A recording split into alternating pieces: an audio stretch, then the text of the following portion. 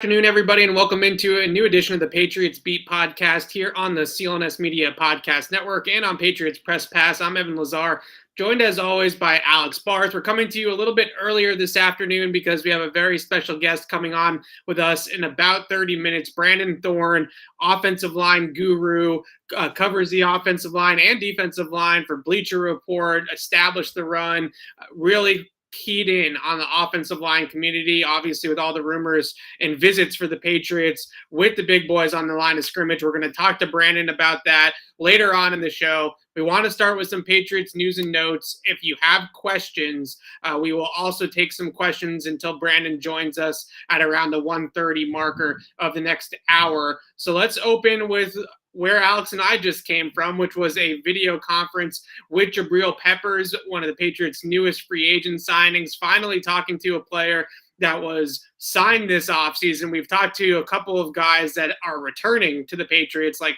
Matthew Slater and James White, but this was the first time that we had a new addition to the team. What were your initial impressions of some of the tidbits about Joe Judge or his role in the defense, potentially returning punts? Jabril Peppers did share some information with us today. I'm not saying he gave away the state secrets, but there were some interesting notes from what he had to say. Yeah, I mean, I just think he's a guy who's kind of got it figured out. I think he's in the mindset that they want him to be in. He talked about whatever the team needs me to do, multiple front looks or multiple secondary looks with that group and kind of talking about how he can complement that group that he's stepping into in the safety room. I'm still excited. He's still my favorite signing of the offseason. Not that there's a lot of options to choose from, but it seems like he's buying in right away. I think, too, just kind of telling us where he's at with his injury. 5 months in, hasn't had any setbacks, all of that. So all encouraging, yeah. Yeah, and he said it was a partially torn ACL, not a fully torn ACL. So that's also good news for Jabril Peppers. Most likely means, just based off the timeline and everything, that he should be a full go for training camp, assuming that everything goes well between now and then for him. I thought it was really interesting what he kept on dropping about multiple safeties in this defense. Obviously, we've seen them use 3, sometimes even 4 safeties, depending on the defensive personnel and packages that they're running out there. But clearly with Peppers in the mix, Devin McCourty coming back, Kyle Duggar and Adrian Phillips under contract, we could see a 4-safety defense. And we've seen maybe that at times, certain situations, late in games, Hail Marys, those types of situations, right? Very, very right. Situationally. But in terms of that being a more regular version of this defense, I do think it's possible. I do think that we're going to see a lot more zone looks coming up next season with all these safeties being interchangeable parts. I think that would be pretty interesting to see how they use all these guys. And Peppers left that up to the coaching staff, as every good statesman does at the podium, right? And said, we'll let the coaches decide how we're going to use all these guys that we have in this room. But it's going to be a competitive group. It's going to be a fun group. And the other thing that he mentioned was returning punts. And he said that he didn't have direct conversations necessarily with Bill Belichick or the coaching staff or the front office about returning punts when he signed here with the Pats. But he seems pretty open to the possibility of returning punts if he's asked to do that. Yeah, which obviously is a need after Gunnar Olszewski left. And we've highlighted a number of players, right, throughout our mock drafts of, potential kick returners, punt returners, Marcus Jones, Treston Ebner. But it's going to be a role they need filled. It's certainly going to be a role they need filled. He did it at a high level in 2020. Obviously, the knee injury last year, he couldn't do it for a second year in a row. But yeah, that is as interesting as anything else with him, I think, is the kick return element. Yeah, me as well. The last note from Peppers, talking about all these safeties, I do wonder, along with the zone coverage stuff and some of the other conversations that we've had about playing multiple safeties, 3-4 guys on the field at once, it could also be an indication that they plan on playing a little bit more split safety coverages. The Patriots notoriously under Bill Belichick in recent years especially have been very very heavy on the single high safety looks, right? Cover 1, match cover 3 zones, a lot of post safety, Devin McCourty in the middle of the field playing center field, Duron Harmon playing center field.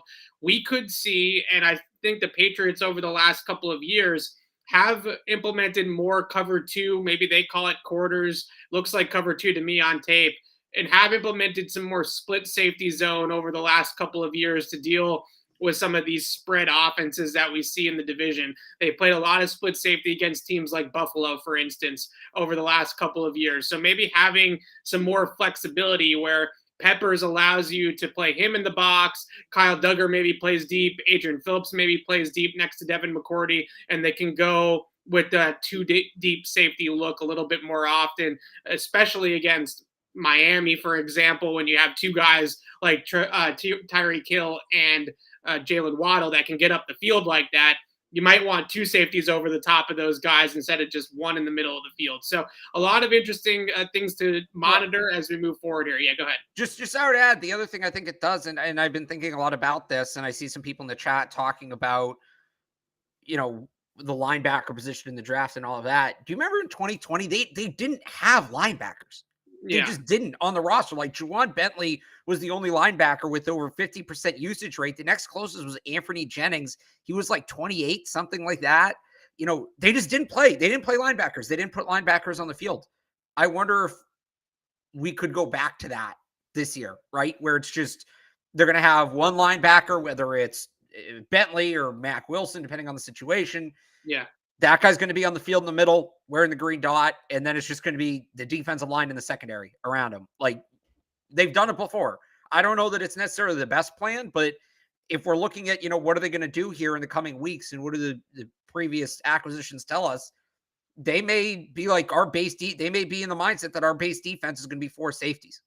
Yeah, that may be where they're looking, because they have the personnel to do it. They have the personnel to do it at safety, and they have the lack of personnel to justify it at linebacker. So I wouldn't rule that out either. So we've had this conversation before too, from the angle of when you look at guys like Nakobe Dean, Christian Harris, even 225, 230 pounds, those guys are jacked up safeties playing linebacker. And the question that I always come back to with the Patriots, specifically with the way that they've used those safeties, is does Bill Belichick say, well, why would I use a jacked up linebacker who is worse in coverage than just a guy that's played a safety his entire career, right, where I can get these 220, 225 pound safeties that, okay, maybe they are 5 to 10 pounds lighter than somebody like Nakobe Dean, but they're much better in coverage and much more flexible in coverage because they can also play deep if I want them to play deep. I think in a lot of ways, the league is saying, oh, well, we're going to load up on these Deion Joneses types of linebackers that are 225 pounds. And Bill is saying, I'm just going to take the 220-pound safety and put him in the same exact spot because the play strength, the size we're talking about on the margins here. Kyle Duggar is longer and maybe thicker than a guy like Nakobe Dean. Like, he's right there in terms of height, weight, wingspan, all that kind of stuff with a guy like Dean. So you mentioned the one linebacker defense, or maybe like a 5-1 diamond front where you have the typical traditional 3-4 look on the line of scrimmage, 3 down defensive linemen, the 2 outside backers, and then just 1 middle linebacker in the middle of that. And then you have the safeties kind of filling in around it. Is that a better approach or a smarter approach than drafting the Nakobe Deans of the world, or Christian Harris, or Brian, or we're just talking about Brian Robinson, Asamoah? I think it's Brian too, right? Asamoah from Oklahoma, who's also in that category on day 2, is like 225, 230 pounds.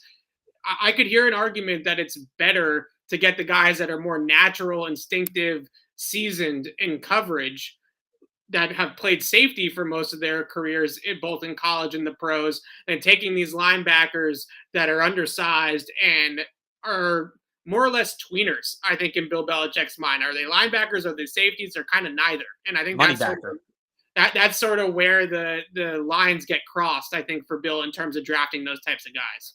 And then you look at the guys that they have specifically in-house. Kyle Duggar, we've seen rush the passer before, and he's kind of developing in that role. And Jabril Peppers can get after the quarterback. Jabril Peppers can blitz. So, that would be the flip side to that argument as well. Yeah, okay, maybe a guy, some of these safeties are more experienced in coverage, but you're going to need that guy to rush the passer and play the run too. And a guy like Nakobe Dean is going to be more experienced at that, Well, Duggar and Peppers can both play at the line of scrimmage. They can both go get the quarterback. They can both, they're not going to come out and set the edge like an outside linebacker, but they can both play the run, right? They're both 3-down players. So they have the personnel for it. I don't know that this is for sure the way they're going to go. Look, we're having this conversation and then they move up for Devin Lloyd in the first round, right? It blows it all up. But if that's the way they want to go, and they've done it recently, they did it in 2020. Maybe it was more by necessity than anything else after Dante Hightower opted out. But they have the personnel. They've done it before. So who's to say they won't do it again? Yeah, then you have guys like Duggar and Peppers and Adrian Phillips and all those players closer to the box that are athletic, or in the box that are athletic closer to the line of scrimmage.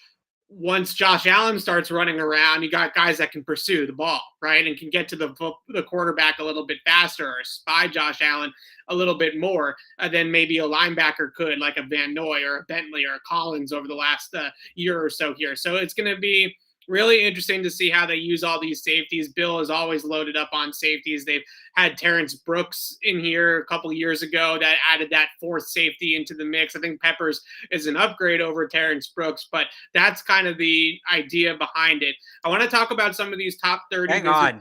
This is, I mean, it doesn't impact the Patriots. This is just kind of wild. I'm trying to figure this all out here. Warren Sharp just now. For the last decade, Dan Snyder has underreported ticket revenue per an investigation. He raised prices and categorized surplus revenues as bogus licensing fees related to concerts, college football games to prevent sharing with other owners. He's got to go. Yeah. He's got to go. This has to be the last straw. That's embarrassing. Wow. Yeah. We'll see. I mean, that's tough to prove, right? It's a little, you can kind of get your hands in the books and cross-reference, but this is, I mean, I don't want to go too far into this because I'm just seeing this. I haven't read it all, but basically on what Sharp is saying, Warren Sharp is a legitimate, I mean, I forget exactly who he was. Well, no, it was a story done, I want to say in the Athletic, or maybe it was the Washington Post. It was one of those big you had seen this? Yeah. This is the first I'm seeing this. Okay. Yeah, this was a deep dive and investigative reporting job. That was something that it kind of has been kicked around. So it looks like the FTC's involved. Like that's a big. Yeah, that's the thing is in order to really get your hands on the books and be able to truly prove that Dan Snyder and the Commanders were doing this, you have to almost have like a government agency involved that has accountants and has money people that are always looking for these types of frauds and stuff like that in business, right? An FTC or something like that to really go through it and find out if he was cooking the books. But yeah, very interesting times down there in Miami with Stephen Ross, interesting times certainly in Washington, always with Dan Snyder. One of these owners is eventually going to lose a seat at the table. You would have to think, whether it's Ross or Snyder or someone along these lines. Owners, especially in the NFL, have a tough time turning on other owners because they don't want to be the guy that gets turned on, right? One day down the road, a scandal hits them and hits closer to home, and all of a sudden the other 31 owners are raising their hands to vote them off the island. They don't want to be the guy that did it to the other guy because that opens up that door or that possibility for them to be the one that's getting the finger pointed down the road. So it'd be really have to be something completely illegal and horrible, I think, to get one of these NFL owners to be put off the island, so to speak. So this, and again, I'm just kind of skimming through this, but underreporting revenue, the NFL, there's a revenue sharing element to all of this that and that impacts the players, right? It impacts the players' contracts. And yes, I would imagine basically he was stealing money from, among many other things. This is in some ways stealing money directly from not just his players, but players around the league. I can't imagine the union is going to be thrilled with this. No. And the union is a very powerful body, right? So Dan Snyder, man. What a joke. What a mess. Yeah. All right. Let's talk about some top 30 visits here for the Patriots. maybe the biggest one that we've heard so far. We have heard about the offensive lineman. We'll get to that in a bit here. We have heard about some corners, Trent McDuffie, Andrew Booth Jr. coming to for top 30 visits with the Patriots. But probably the one that would make the Patriots nation the happiest is John Mechie from Alabama, reportedly coming to Foxborough for an in-person top 30 visit. Now, a lot of the times these visits, one of the biggest things that go into how they decide who to bring in for a top 30 visit is medicals. So guys that have had prior injuries, like John Mechie with the ACL, it's obviously smart for the team to bring that player in and check in with where he is in his rehab with his ACL and where he is in his recovery. Potentially even get your own team doctors to get hands on the knee and figure out where the knee is at and see if there's any long-term damage or potential long-term damage. So for many reasons, this could all just be doing due diligence from a medical perspective. But after they traded for Devontae Parker, filled out this depth chart in terms of veteran receivers and guys that can contribute right away. We talked about it right away when they traded for Parker, but again, now that they have Mechie in, it makes even more sense, I think, to draft a guy like John Mechie, who might have a little bit of a slower burn getting going because of the injury, but you're looking at this as a long-term pairing with Mac Jones, hopefully for the next 5 to 10 years, or at least 4 to 8 years, if you want to take the rookie contract and then a second contract on top of that, as a go-to pairing in the Patriots offense. Great chemistry at Alabama, over 900 yards, 8 TDs in that 2020 season with Mac Jones.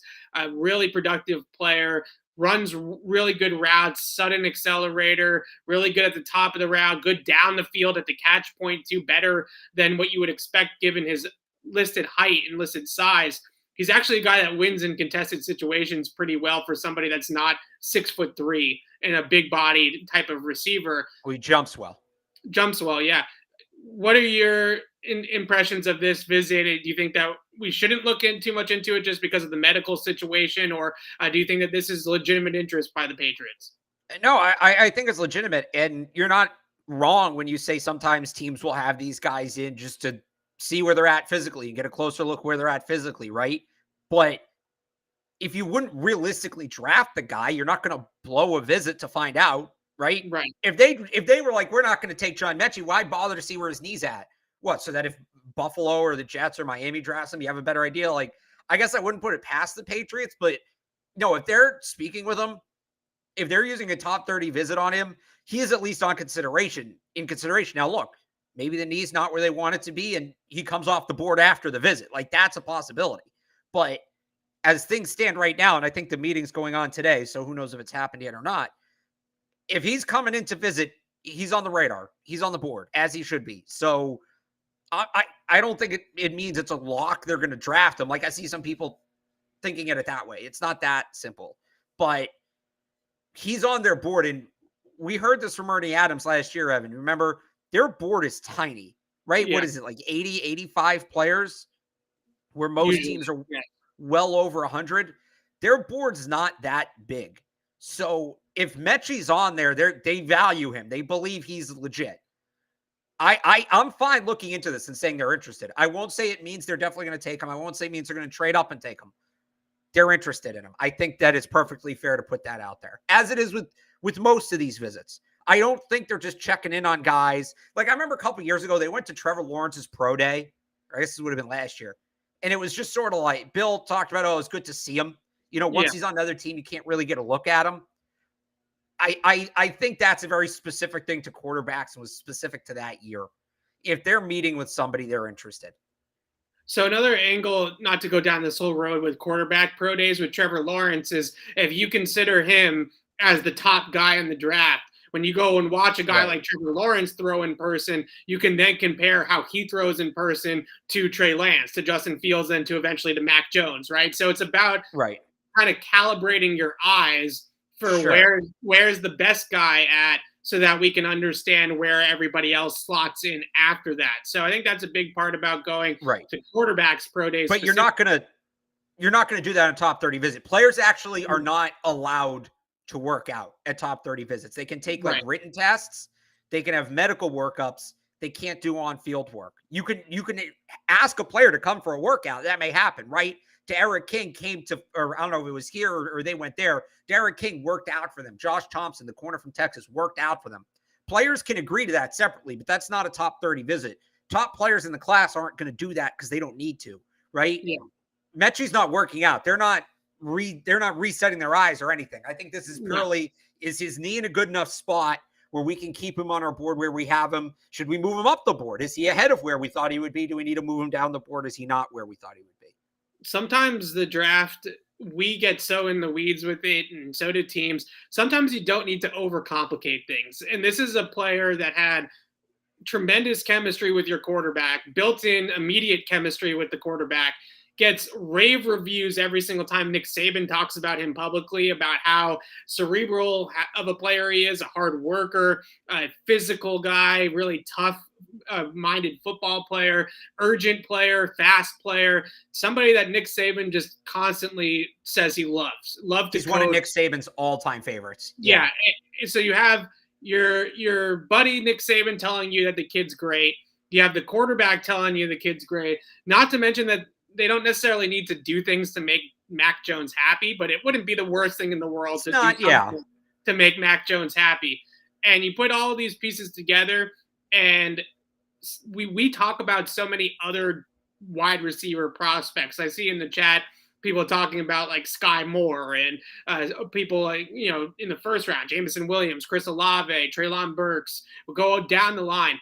I always just continue to keep coming back to Mechie, because why make it more complicated than it needs to be? Why try to take a guy that it might be a very good prospect in its own right, but somebody that has to come along, implement himself into the system, familiarize himself with Mac Jones, when you just have Mechie, who is really tailor-made to play in this offense? It just feels like one of those situations where let's do the obvious, and we've talked about it a lot, that the Patriots sometimes surprise us and actually do the obvious. Like Mac Jones last year was an obvious mistake. Mechie feels like the same kind of category to me. It felt like for a couple of years, the Patriots kept trying to get really cute with the draft, right? Yeah. And do you know what Occam's razor is? We're getting really philosophical here. Occam's razor is a philosophical term. It basically means more, it's a philosophy, it's a theory. I don't know exactly what it's qualified as, but Occam's razor is basically the concept that more often than not, the most obvious answer is, or the simplest answer is the right answer, right? If you're cold, is it because, let's say you walk outside and you're cold. Oh no, am I getting sick, right?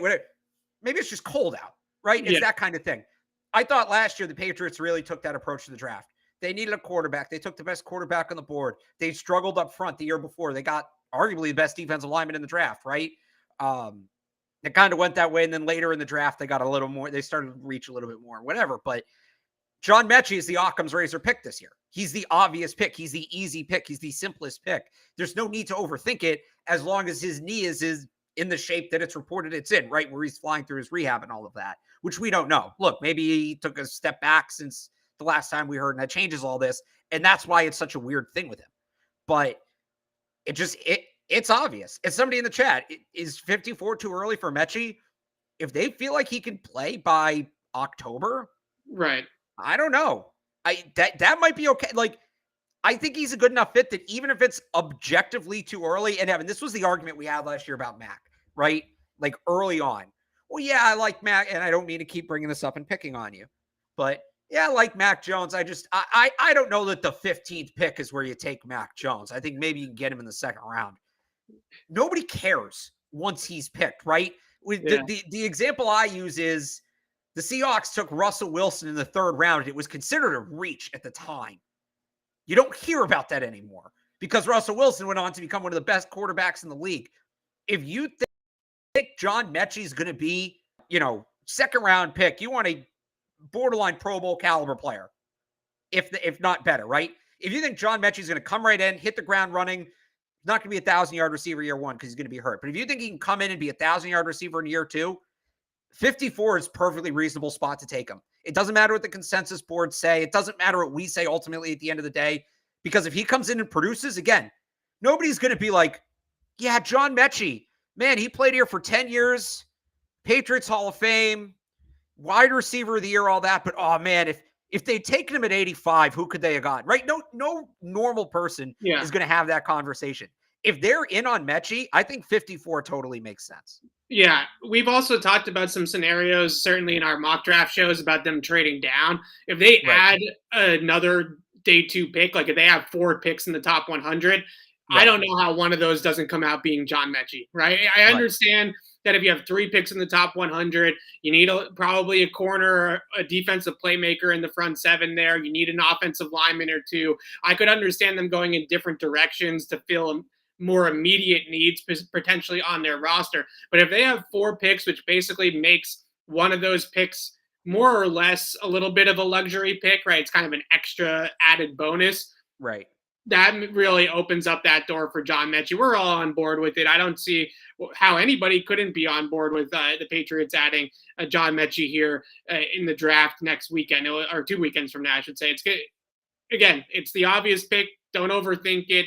Bring the guy in. I've also heard that his ACL rehab is going really well, and he's ahead of schedule, or on schedule at least. Both Alabama guys are putting down pretty aggressive timelines for their returns. They want to be back by training camp. I don't know if the Patriots even need him to be back by training camp, right? That's the biggest thing, is when you have Parker, Aguilar, Myers, and Bourne already ready to go on the roster, why do you have to then rush John Mechie back? We'll see what happens, but this just feels too obvious not to have it. Yeah, that's kind of a double-edged sword, though, because if Mechie's, like, the Patriots aren't the only team meeting with Mechie. The Bills are, the Jaguars are. There's a couple teams, right? Yeah. If Mechie's going to be ready for training camp, he's not going to be there at 85. He might not be there at 54. If John Mechie doesn't tear his ACL, he's going in the first round. Like, I put him ahead of, I'm trying to think of the guys who are projected to go at the end of the first round right now. Like, I'd put him ahead of Dotson. I'd put him ahead of Sky Moore. I'd put him ahead of Christian Watson. Personally, I'd put him ahead of Treylon Burks, right? Like, if in terms John of their fit and what they need and what works here, yes. I don't think in terms of raw talent he's ahead of Burks, but yeah. So the Packers have those picks at 22 and 28, right? Yeah. If John Mechie's perfectly healthy, he's going with one of those picks. I don't think there's any debate, right? If he gets there. So it's kind of, if he's going to be ready for camp, if the Patriots think he's going to be ready for camp, they're probably not the only team that thinks that. And if they're not the only team that thinks that, his value is going to go up. So the healthier he is, you may need to go 54. The more I think about it. Yeah. I mean, a lot of the mock drafts that we did, and granted, these are just PFF simulations and whatever. If you don't take him at 54, he gone, right? He doesn't make it to 85. So like I said, the question is do they fill in that gap somehow with an extra pick by a trade down that allows them to then take a guy at 54 and then Mechie in between 54 and 85? Or do they trade up from 54 like they did last year? Right. I mean, there's a lot of different scenarios here that we could get into, and it'll be interesting to see. But the point is that the Patriots hosted John Mechie, or hosting, I think as we speak, John Mechie on a top 30 visit. That's obviously an indication for many other reasons. On top of that, Mac Jones, Nick Saban, the Patriots are heavily interested in the Alabama wide receiver. Really quickly, before we get Brandon on, I wanted to just mention that James Cook, the running back from Georgia, is also reportedly on a top 30 visit with the Patriots as well.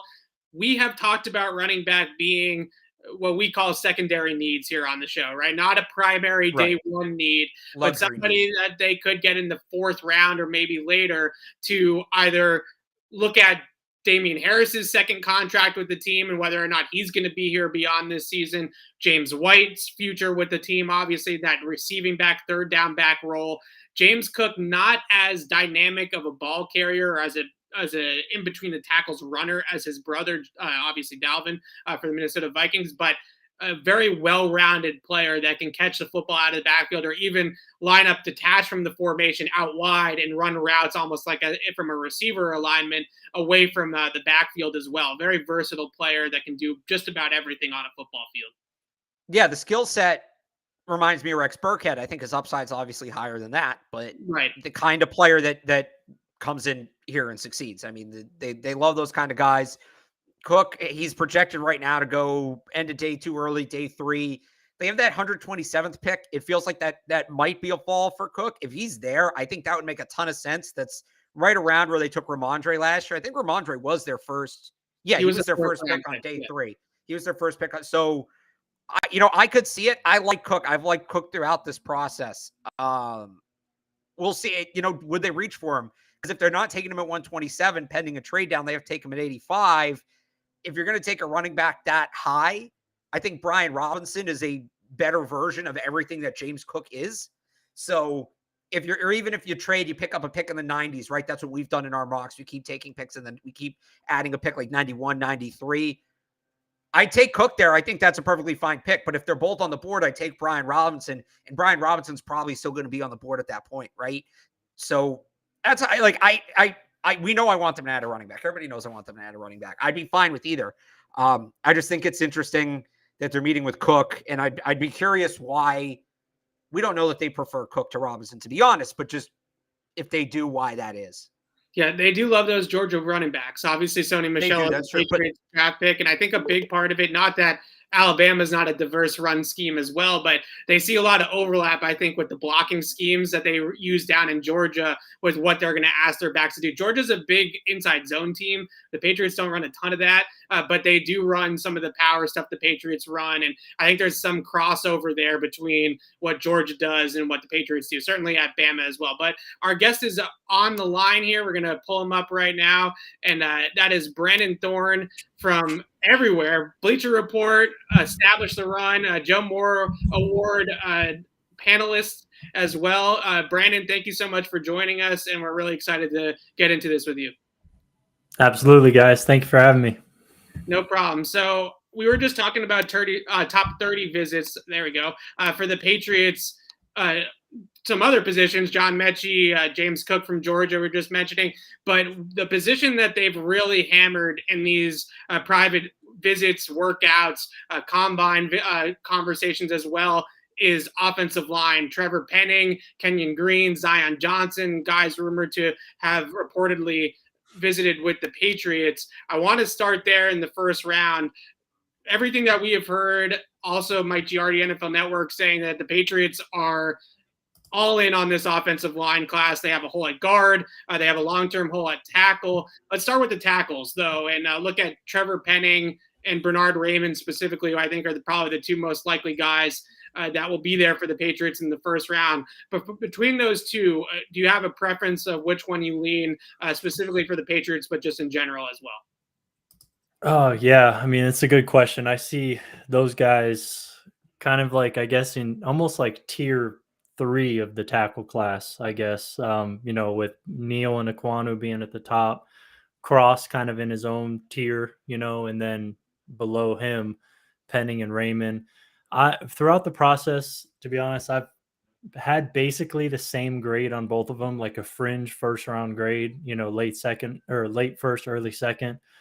But if I had to pick, I kind of prefer Raymond.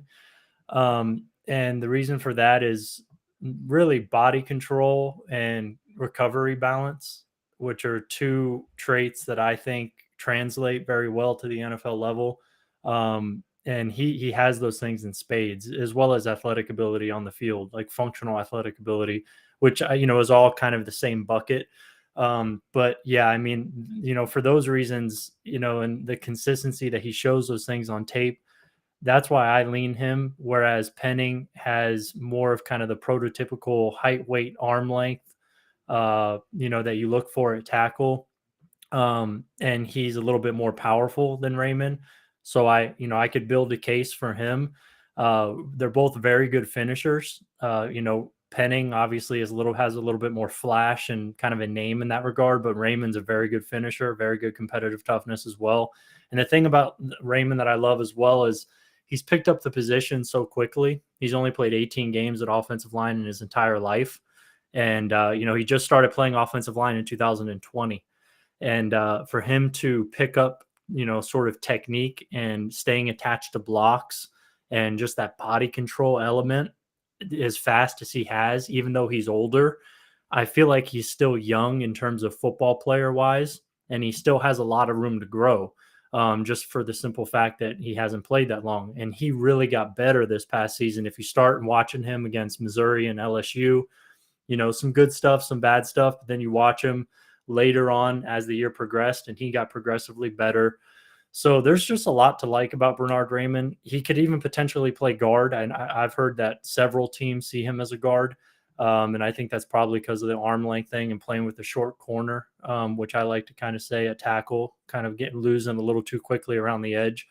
So that's fine with me. I just want him on my offensive line, and I could find a spot for him. I think Penning could probably play guard as well. But yeah, I mean, it's a toss-up. It's a flavor thing, whatever you like. But I would probably lean Raymond if I had to pick. Is Penning's aggression helping him or hurting him ultimately? Because I feel like different people say different things. I lean towards helping him. I mean, really, when it comes down to it, you want to be able to have to reel a guy in than to push him forward. I think it's a little bit easier to do that. So, me and just kind of my preferences, my biases, if you want to say that. And I think a lot of just kind of general offensive line guys, quote unquote, I mean, they want that, that dog, that guy who's really going to get after guys and be a tone setter. And if you have to reel that back, that's a good problem to have. And that's kind of how I feel about Penning. I mean, yeah, you want that. You want that kind of mentality. But yeah, he is going to have to learn how to temper it a little bit. But yeah, I mean, it's a fine line. I think of the ultimate example of this is Ryan Jensen. Yeah, I mean, sometimes he's going to cross the line, but man, you love having that guy on your team. And I think Penning has that element to him. So yeah, he there's a little nuance that he's going to have to pick up there, but man, you definitely want what he brings in terms of his mentality, in my opinion. I think that there's also, and this is just me talking, I feel like there's maybe a little bit of, I played at Northern Iowa, and I need to be even better than, let's say, a guy that played at Georgia, right? Like I need to show that I am physically dominant over these guys, because some of these teams, if you're going to draft a guy in the first round from a smaller school, want to see him absolutely dominate the level of competition, not just win his block, but absolutely, ruin a guy's day, which I think is sort of what Penning's mindset was last year. Just watching that tape against North Dakota State, I mean, you can pile 9-10 reps of him finishing a guy into the ground and giving him a little extra. And I think he wanted to say, hey, this is probably one of the best rosters I'm going to play all year long, and I'm out here throwing guys around like they're rag dolls. And I think that was part of the message that he had for NFL teams. I know down at the Senior Bowl, people were a little bit wary of the fact that he was throwing guys near the quarterback, which obviously is not necessarily the best, but I'm with you 100% that I would rather reel it back in than have to get more physicality out of a guy. You mentioned Raymond's movement skills. I was watching him the other day against D'Angelo Malone, who's probably going to be an early day 3 guy. He had one rep where he lost pretty quickly around the edge, like you mentioned, but for the most part, it was really, really good tape from Raymond, and he kind of shut Malone down for most of that game. His burst out of his stance, or just his ability to get out of his stance and move side to side, would you say that is probably his standout trait if you had to grade in terms of athletic ability and range, or would you say it's something else? Yeah, I mean, just kind of what I was saying in the beginning is the body control, athletic ability, weight distribution, all those kind of things. He's consistently balanced with a strong base, and he could redirect very quickly and cut off, inside counters very well. And yeah, he's a very sticky, kind of blocker, and the ability to stick, sustain, steer blocks like he does in the pass and run game. Man, that's really encouraging to see from anybody, let alone somebody who's as new to the position as he is. And I think when you look at Penning, he's more of kind of like a blunt force kind of guy, whereas he doesn't stick to blocks, leverage blocks as well as Raymond does. He has more refinement needed, I think, to his technique than Raymond.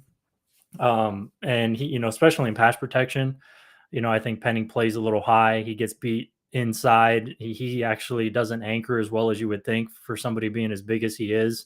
And you saw that at the Senior Bowl. You saw it on tape. I mean, it's the same thing. He's the same player, you know. So even though the Senior Bowl had some of that flash, I thought he was okay there. And it wasn't because he was throwing guys on the quarterback. Yeah, you don't want to see that. But for me, there's other reps that didn't make it on social media necessarily. I posted a couple of them, but where he's just his technique, his hands, his strike timing, his pad level and stuff like that and pass protection, that's a concern for me. So I think Raymond has some concerns as well, but they're different. You know, it's mainly playing with that, you know, giving up that short corner too much. So they lose differently. They have some different concerns. I just like Raymond's ability to leverage blocks. And I think that is going to translate pretty well to the pro game. Whereas Penning, I think, needs a little bit more work. Let me ask if we can move on to day 2. Evan, you good with that? Yeah, that's where I was going. Go ahead. One of the hardest linemen to read in this draft is Daniel Falele. So what's your read on him overall? It just, he's 380, so you think he's going to be this big dominant physical force, but he hasn't necessarily shown that, at least not consistently. So, I mean, Falele, I have like I'm looking at my grading scale right now, pretty much like a mid to late second round grade. So that's, you know, more like late second, you know, early third kind of round range. I mean, I like him, you know, considering that, you know, which for us is, you know, either a potential impact player or a high level backup / potential starter. I kind of see him on the fringe of those two kind of buckets for us in our grading scale Bleacher Report. You know, basically my last line in my scouting report online is, you know, I think he has an enticing blend of size, ease of movement, and natural power with some notable refinement as a run blocker. So that's the thing about him. I really like him as a run blocker. I mean, you watch Minnesota's offensive line, they're very well coached. They're running a pro style system. They're running duo, inside zone, outside zone, pin pull. You see him gallop into the, you know, 3 techniques on deuce blocks. I mean, you see every pro kind of run block you want to see watching Minnesota offensive line, which I love. And then I think most evaluators of offensive line love. You get to see blocks that he's going to be executing in the NFL on tape. So that to me is his most appealing part of his game is as a run blocker. He's going to need to have some schemed help in pass protection. I think for probably the first year or 2 of his career, he needs to refine his set points and his use of hands. You know, I think he has the tools to do it. You know, I think really given his size, and he's a pretty good mover, even though he didn't test well at all. I think initial movement with him is pretty good. He really needs to learn how to play inside out on pass rushers. Now he has 31 starts, I believe, and he still hasn't learned how to do it. I don't know if it's going to happen or not. That's a valid question. But if he can learn to just play a little bit better inside out, he's big enough, long enough, and he can move well enough to just blot guys out. You know, you see a guy like Orlando Brown, Jordan Mailata. You know, there's some 350 plus pound guys who aren't like the greatest movers. Mailata is a little bit better than Orlando Brown, but you get my point. But I think the reason why they're so effective largely is because they know how to stay inside out on pass rushers. They elongate that track to the quarterback. And if you could do that and just a little bit better, then he becomes more of a viable starter, in my opinion. But that's what's going to have to be corrected. He's probably going to have to go somewhere early, like a heavy RPO play action type scheme, maybe a run-based system, Shanahan-esque type system, you know, run a lot of wide zone. Maybe a multiple run scheme would be ideal, but he's going to need some tight end help to slide to his side, especially to have that inside guard help. There's going to be some things that you're going to have to do to kind of work around his deficiencies, but I think he has the tools to correct them to an extent.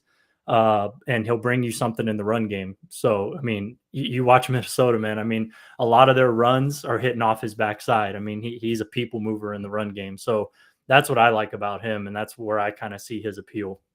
Yeah, they definitely have had some good big tackles too, right? Obviously, Trent Brown's the first one that comes to mind, but Mike Onwenu's played tackle for them too at a 340, 345 pounds. So I love the optics if they take a guy like Falele of him learning from Trent Brown, because nobody better at that size to learn from on how to play to your size and also to mask some of the issues that you might have with being 6'8", 380 pounds. And somebody who is 6'8", 380 pounds in his own right. I want to ask you about two more guys that probably are tackles, but I know that Godecki from Central Michigan, some people think is moving inside to guard as well. He's the other tackle, and Bernard Raymond's the top tackle, obviously, from that school. He's the guy on the right side for Central Michigan. But every time I watched guys, Bernard Raymond, I was like, who's the other tackle is pretty solid too. What do you think about Godecki, who's probably like a mid-round guy as well, or maybe a day 3 guy? That you see him as a guard, see him as a tackle, and how do you kind of see his NFL future? He's 100% a guard to me. Definitely not a tackle. And that's partly because of his stature, shorter arms, but just the way he plays, he definitely plays with a short corner, I think. And he also just, guys get inside of him too easily at tackle. You watch Missouri, even LSU a little bit, but Missouri number 18, I forgot his name right now, but he's a long guy. I mean, he has great reps too, don't get me wrong, but I just think he's clearly an inside guy. But nonetheless, I love Luke Godecki. I have him definitely as a top 10 guard in this class. I'm looking at my list. He's probably like top 8 or 9. I have like a 3rd round grade on him. I actually just watched a ton of his film today. I'm doing a film room with him tomorrow. So we're going to break down his whole season basically, that people can check out on Trench Warfare. But, he's relatively new to offensive line, which I also like. He started 25 games, so a little bit more than Raymond. Missed the whole 2020 season with a knee injury as well. Sucks he got hurt at the Senior Bowl early. We didn't really get to see him there. But he, being, relatively new to the position, he's never had consecutive seasons at the position either, 2 total, after converting from tight end in 2019. So, man, I feel like he's just scratching the surface, and he kind of has those similar type of traits to Raymond, where he's a little bit even more sawed off and more stout. But man, the play strength, competitive toughness, and balance, I think, is going to make him a successful transition inside, center, or guard.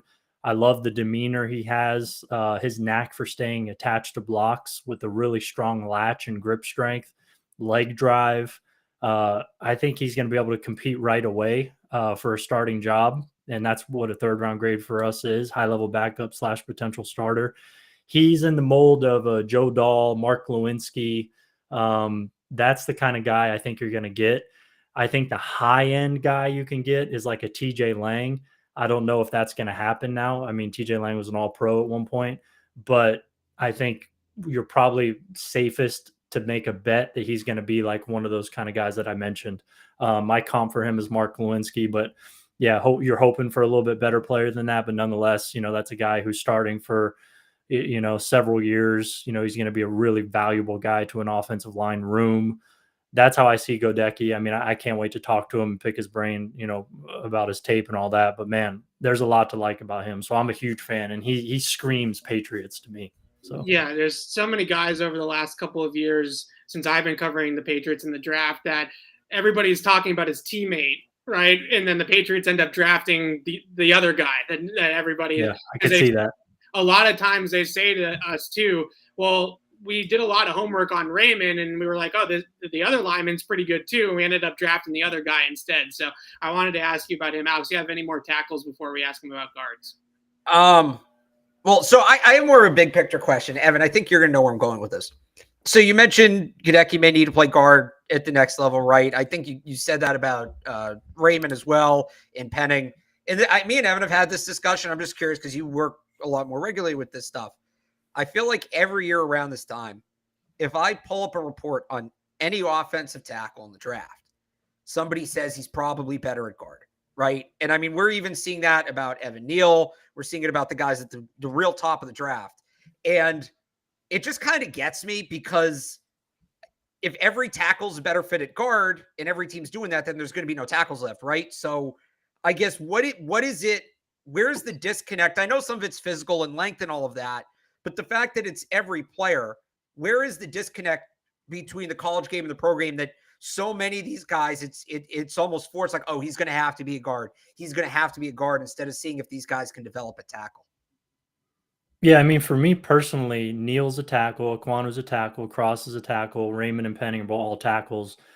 Penning and Raymond could play guard. I mean, Neal So I could didn't, as sorry, I well. didn't mean to like attack you personally. It's more just like a thing I see, and we have an You want offensive me to line just expert speak on. I about what figured I'd other ask. people are Yeah. saying? Not Yeah. asking you what other people, I'm not asking you like to comment on what other people say, but is there, like we see with wide receivers, right? The college game and the pro game have kind of drifted so far from each other that it's now becoming so much more of a process for receivers to develop at the NFL level. Do you see that happening on offensive line at the tackle position, and where specifically, if you see it happening, do you see it happening? Yeah, I mean, I think it's probably easier for those positions to transfer to the NFL now, honestly, given how many RPOs and how heavy play action usage has increased over the last several years. I think the transition right now is it's never easy for any position, and especially for tackle. But I think the gap is slowly shrinking a little bit in terms of how difficult it is because the schemes match up with college more than they ever have. So yeah, I kind of come at it from a different perspective altogether. So yeah, for me, I mean, just given that, I think playing tackle right now, you know, again, it's still extremely difficult. It's very unnatural, all that. But yeah, the schemes right now help out offensive linemen more than I've seen in the last 8 years by far. And that's because of the play action and RPO. You're allowed to be much more aggressive in pass protection, jump set, sell the run. That helps offensive linemen. There's more misdirection, jet motions, all this type of stuff to create hesitations in defenses. There's so many things that are working in offensive linemen's favor right now. So yeah, I just see it differently. Interesting. Yeah, so I'm not exactly sure why maybe there's more tackles that are projected inside. I think it's a case by case basis. Yeah, so that's how I see it, honestly. Interesting. Okay, cool. Let's move over to guards. I've already been on the record pretty angrily, I should say, at sometimes. Yeah, I get heated about this, Brandon, that the Patriots could potentially draft a guard at 21. Not because I don't like any of the prospects at 21, but when you're a team like the Patriots that just is in a rebuild and needs top end talent, the positional value of drafting a guard at 21 and passing on some of these big time blue chip prospects potentially that could be there just rubs me the wrong way. But tell me why Zion Johnson specifically, because I think that he's kind of the number one guy now for everybody with the Patriots if they're going to go guard in the first round. I know you love him. Tell me why it's worth it for the Patriots to take a guard, even though it will drive me nuts. Yeah, I mean, I'm not totally adamant about them getting a guard either. I probably side with you a little bit more on this than anything, honestly, Yeah. even though I'm an offensive line guy. But if they were to take an offensive lineman there and they and you kind of box that in and they have to take one, why would Zion be valuable? Man, I mean, I've been a Zion guy since December, my OG1, and it's just great to see him, kill the offseason process, even exceed my expectations at the combine, stuff like that. But it's all just kind of, just cherry on top stuff. That's not what makes him good. It's his tape. And to me, he's very polished, well-rounded, and his play strength, power, and body control, all of those things blended together to me showcase and kind of lend themselves to a guy who's going to be able to be, quote unquote cliche plug and play guy who could play for 10 years. And that's how I see him. That's how I saw him after I finished his film, grade and all that. He kind of reminds me of like a Kevin Zeitler. That's the kind of caliber of player that I think you're going to get with Zion Johnson. So that to me is worth a late first round pick all day. Now, granted, that changes based on the team and kind of where they are on the roster construction and things like that, their offensive line room and all that kind of stuff. But just, generally, that to me is worth a late first round pick, if you're getting a 10-year, above average to very good starter at guard. And that's what I see Zion as. So moving down the board a little bit, you talked before Luke Goecki is, such a Patriot, typical Patriot. The guy I get that vibe from in this draft is Cade Mays. What are your thoughts on him? Yeah, I mean, the versatility, I guess, would signal kind of a Patriots-y kind of guy, who I think he has starts at, well, he has 19 at right guard, 12 at right tackle, 2 at left guard, 2 at left tackle. So he's basically played, everywhere. I think he played some center at Georgia as well. But yeah, I mean, he's a 4-year starter, high pedigree, top overall recruit in the state of Tennessee, 35 starts. I actually really liked him initially when I started watching him. I want to say it was against Pittsburgh. I think it was the first game of the year. That was one of my favorite tapes that I watch of anybody this season. But then you watch him against better competition as the year progressed. You saw some holes in his game, at least at right tackle. I think really it's technique as a run blocker, as well as pad level and hand placement, can get high and wide. He can let guys get inside of him and underneath him a little too often. Doesn't really maximize his power as much as he should because of that. But when you watch him enough, you see it click, and you could see some real torque that he's able to create in the run game. And I think he's a pretty skilled hand fighter in pass protection. But man, Kingsley Anigbari gave him a ton of trouble in that game against South Carolina. I think the Georgia game was actually pretty good for him. So yeah, and I have some more notes. I think I watched like 7 games of him. So I got a pretty good feel for him. I see him as a 4th-round player. I compared him to a guy named Matt Slawson, which might be a little old school for guys, but he was a guy that I started watching when I first got into offensive line evaluation. And he's a guy who could play, across the interior, basically. That's how I see Cade Mays, maybe tackle in a pinch.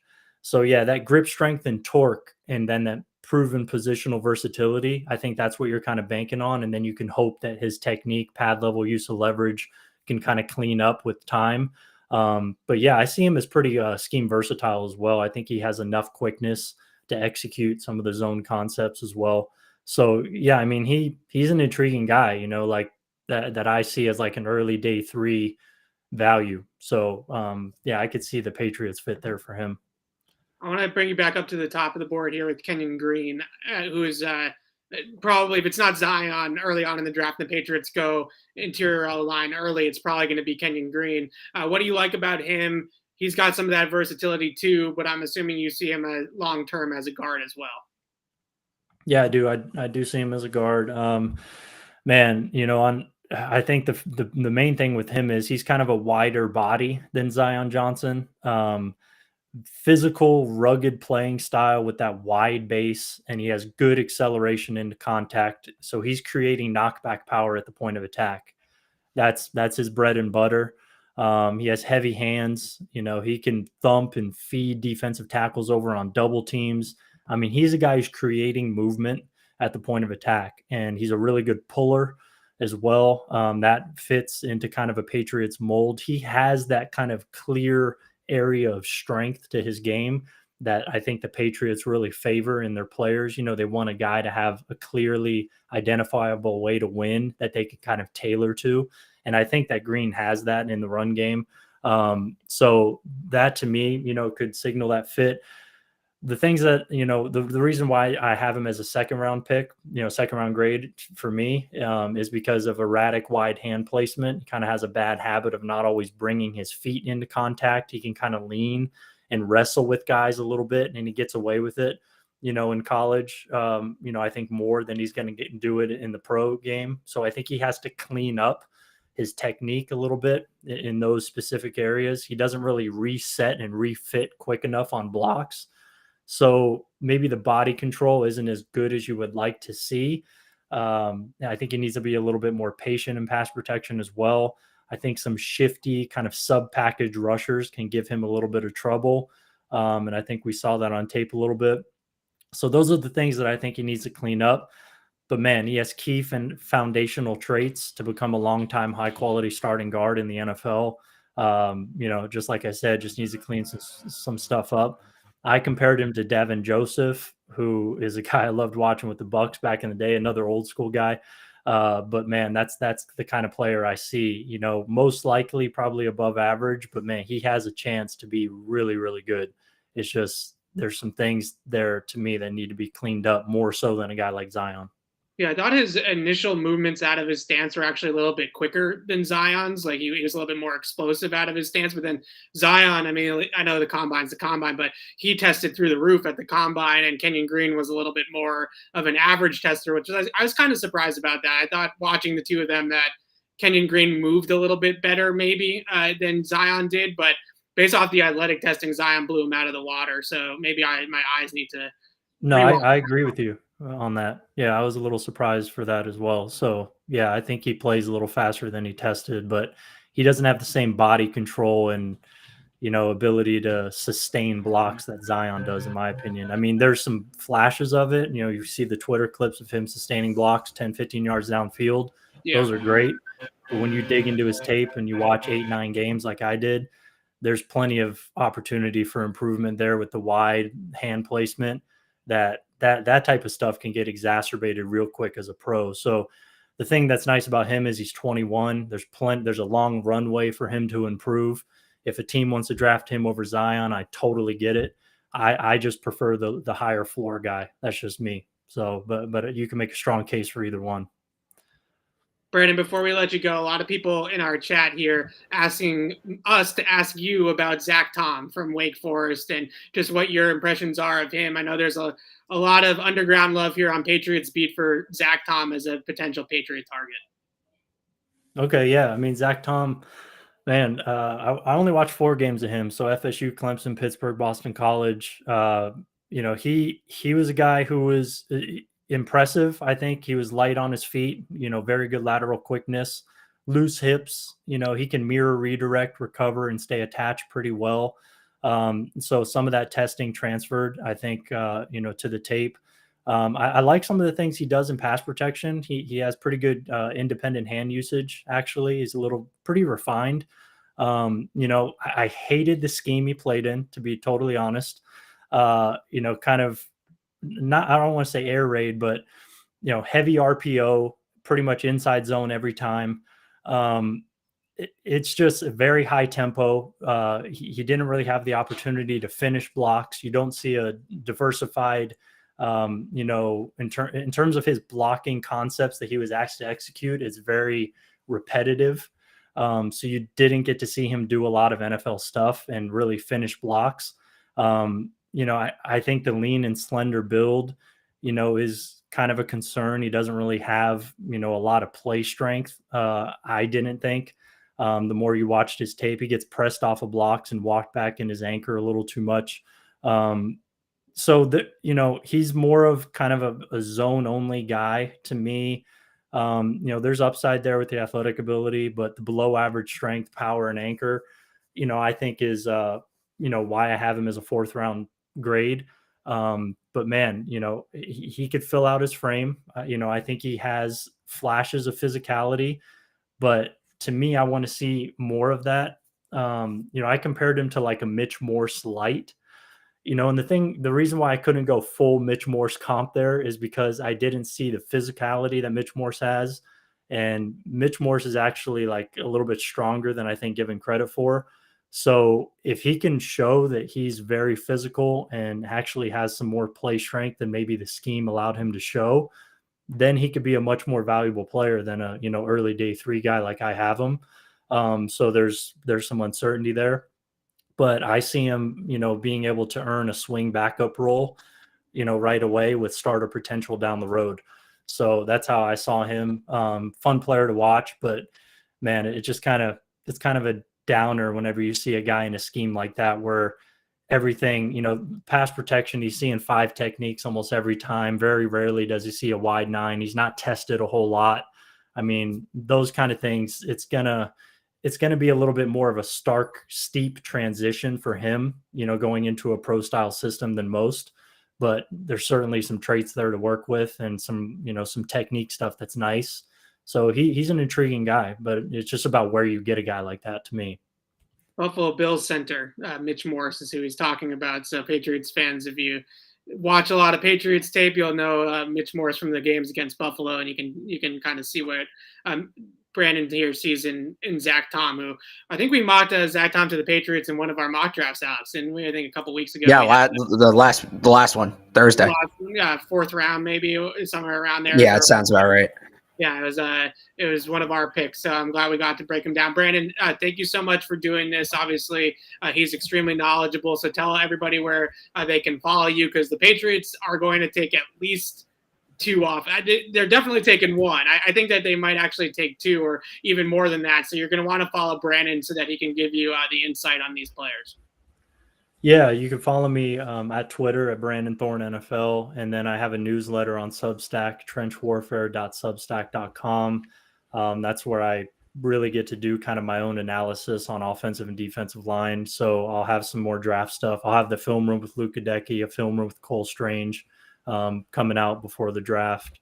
And then hopefully a couple really cool podcasts with a guy like Duke Manyweather, maybe Dane Brugler, a couple other things in the works, where we're going to really dive into the offensive line class. And then Bleacher Report, I'm grading every offensive lineman in the draft for the second year. So I think I'm like 65 guys deep right now, and I still have like 5 guys to go. So yeah, I mean, any offensive lineman, I'll hopefully have a report on him. So yeah.